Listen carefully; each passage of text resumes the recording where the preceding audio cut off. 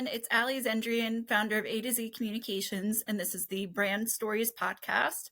This is where I delve into all things branding and how they relate to each person's business and personal life. This week, we're featuring Thomas LoFaso, the head of T-Lo Productions. You will get some great ideas from this interview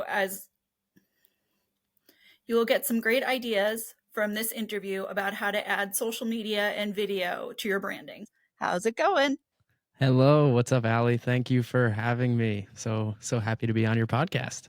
Thank you for coming. We've experienced each other through LaTip, and I've been able to see the kind of brand work that you do. Very and interested to share that with everybody. But as far as my first question, what is your favorite brand and why? It's a good question. As somebody who's in the marketing space, you're constantly looking at other people's brands and what they're doing and trying to see how I can incorporate that, not only in my own business, but in some of the clients that I'm working with. There's two brands that always stick out with me since kind of like day one in doing this, and they're huge: Nike and McDonald's, those two. So I'm actually giving you two answers. They're both huge. They both go above and beyond in the amount of marketing that they do. Do they need to do as much marketing as they do? Probably not, in a sense, especially at this level of where they are in business. But I do truly enjoy seeing the professional quality that they put out, and I like to use them as almost like an anchor point for a lot of people that that we work with as far as clients. I direct them, go look at their Instagram, see what they're doing, and let's try and basically emulate that as best as we possibly can. Makes sense. You're wearing a Nike sweatshirt. It would almost be a little awkward if you're like, oh, Adidas, and like, yeah, right. I don't know. Is it really your favorite? So for those not familiar, if you could discuss T-Lo Productions and what you do there. So T-Lo Productions has been around for about 4 or 5 years. I guess this summer would be technically 4 complete years as an LLC. It all kind of started from just seeing a bit of a gap in marketing. There's a couple scenarios that brought me to where I am. One of them being I worked with other marketing agencies. So I've seen what it's like to be in marketing agencies before working for myself and see from the creative side of things to the more analytical side of things as far as advertising and so on. My biggest story that I like to tell people that kind of catapulted me to this and realizing where I want to be in the marketing space was noticing that, for example, I worked for a guy who did Facebook and Google ads. So people would come and say, I'd love to run some ads on Facebook. And they would hire some guy in the middle of nowhere, let's just say, to put a graphic together and maybe pay him $10 to $20. And here's your graphic. And now you're going to advertise this on Facebook. But the wild aspect of this with your $10 or $20 graphic, these people would spend thousands of dollars on advertising that actual graphic. And to me, that's doesn't make sense. Why would you spend thousands of dollars on a $10 graphic that you had somebody put together? Now, mind you, $10 could get you something that is nice. I'm not saying that, it's not going to.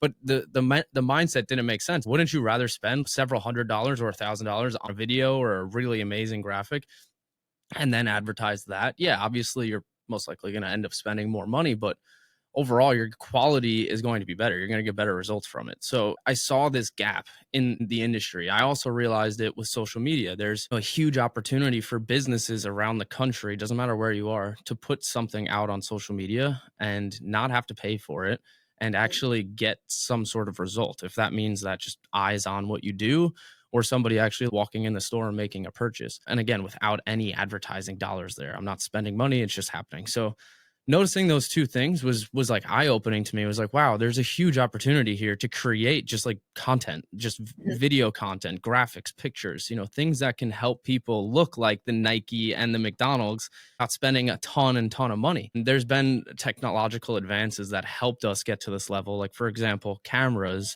and microphones, all of these things are not nearly as expensive as they used to be. A video camera years ago would cost you several $1,000s. Now, mind you, it still does today, but that's more affordable as it was 20, 30 years ago. So now you can buy a DSLR camera, as they call it, and have something that shoots in 4K or even 6K or whatever, super high quality. And now your videos will look just as high quality as the next guy, or your photos do. So tons of opportunity there for us regular people out there that want to grow and get to that next level. So Just to give you that little bit of background, that's basically what started Tilo Productions, was realizing there's a lot of opportunity here to create videos, to create pictures, graphics, and I've truly enjoyed that. I've always had a passion for this. It goes back to being a little kid. I have videos on YouTube that are extremely embarrassing. That's where it all started. I never looked at myself as an artist, especially as starting the business. I never really looked at myself as somebody who enjoys art. I look at myself as a marketer. I know how to picture, take what you do, put it into the right picture or frame of mind, so then we can put that out on social media and then keep it consistent. That's where it all started. So, a lot of fun leading into, where I am today, working with a variety of different businesses.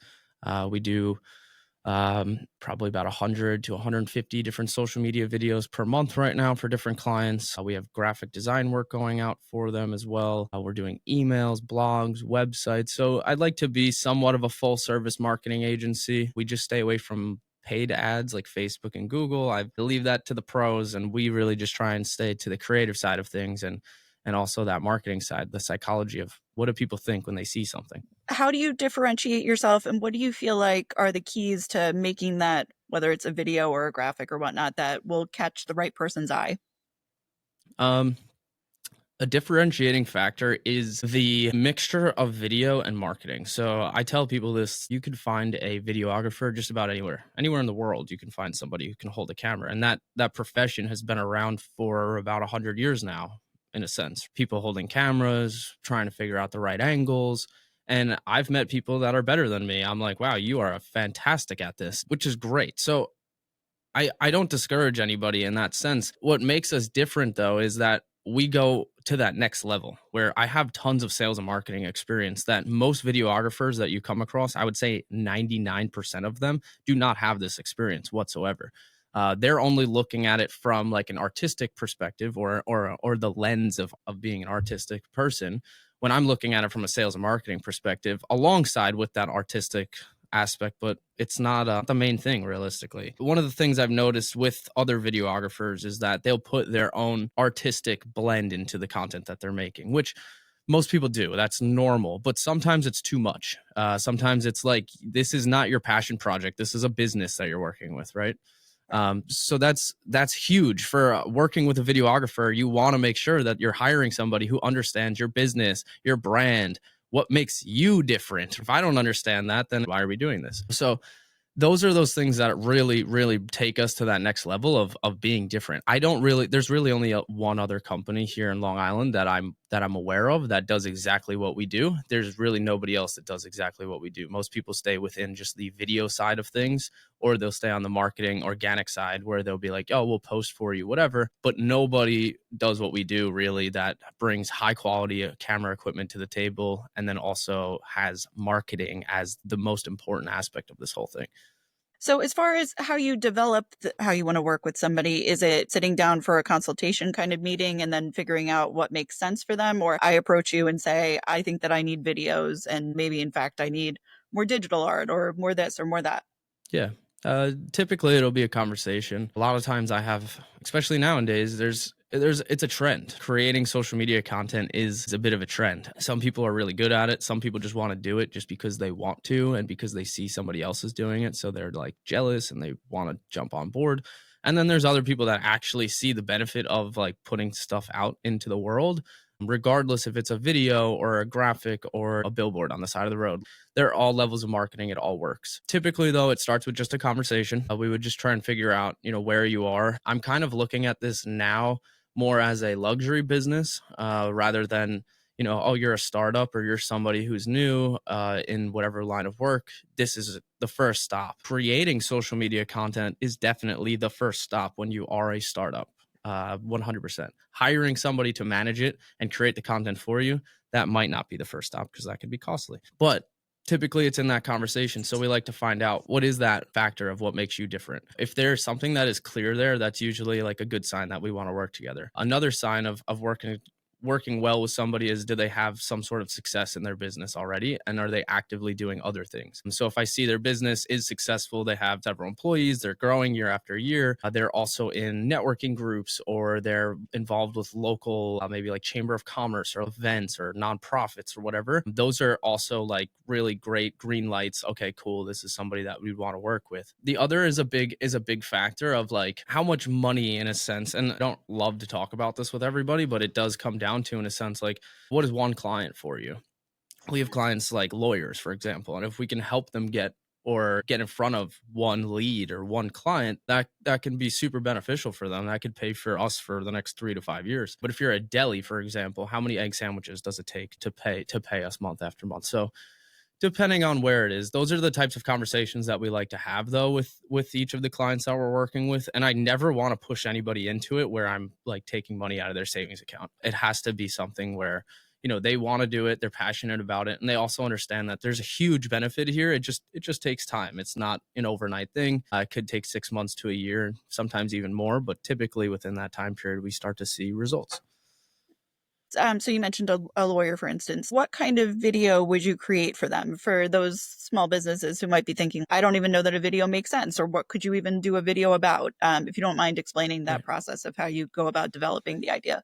I mean, that's something we hear quite often, to be honest, is, oh, this is my business. I don't even know what I would do. And I can easily just spitball like 5 ideas. Typically, the first and the easiest of all of them is what we would call a talking head video. It's usually a good way to like, the page or the new style of videos is just to, what I say, who you are, what you do, what makes you different, and then, a call to action where people can find you. That's typically the style of video for somebody like a lawyer that we would start out with, is just like, let's just keep it simple. Let's just talk about you. Let's see what is some differentiating factor from you, from the other guy. And let's just talk about it. We can obviously go way more in depth. We can talk about specific services. We can talk about success stories. We can try and get friends or family or past clients on there as far as like testimonials go. And then there's other things outside of talking, which could be like maybe they're involved with like a nonprofit, or they are having an event or sponsoring something. There's variety of ways that we can capture content there, but it all comes down to transparency. That's what people want to see, is behind the scenes stuff. Who are you at the end of the day?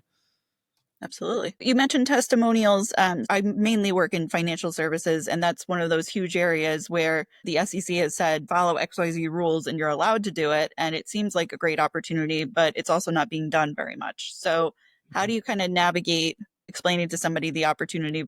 With a lot of the people that we work with, I guess compliance, yes, it's a big factor of it, but a lot of that experience that I have comes from my past sales experience of understanding what you can say and not say in front of certain individuals. When it comes to like the financial world, I have had many conversations with these people, and a lot of times it comes down to maybe we shouldn't work together, because I don't think the compliance is going to make either of our lives any easier.